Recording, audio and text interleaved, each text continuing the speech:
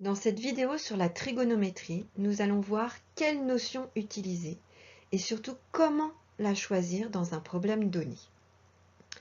Par exemple, ici on a un triangle rectangle dont on connaît un angle aigu, l'hypoténuse et dont on cherche l'un des côtés de l'angle droit.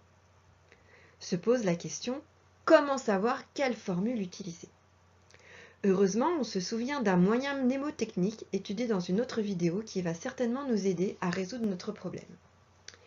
Ici, dans notre triangle rectangle, on doit choisir la formule qui permet de faire le lien entre l'angle, le côté adjacent de cet angle et l'hypoténuse. Une seule des trois convient, c'est le cosinus. Donc c'est donc la formule du cosinus que nous utiliserons pour résoudre notre problème. Deuxième exemple.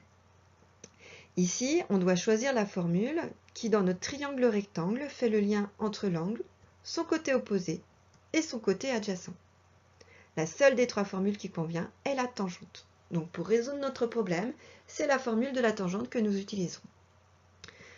Troisième exemple.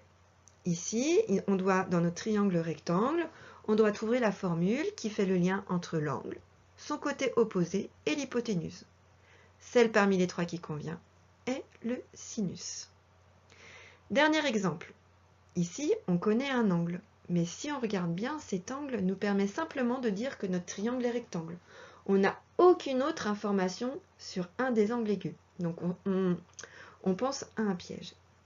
Effectivement, ici, il faut trouver une formule qui fait le lien entre les trois côtés du triangle. Eh bien, ce n'est pas une formule de trigonométrie ici.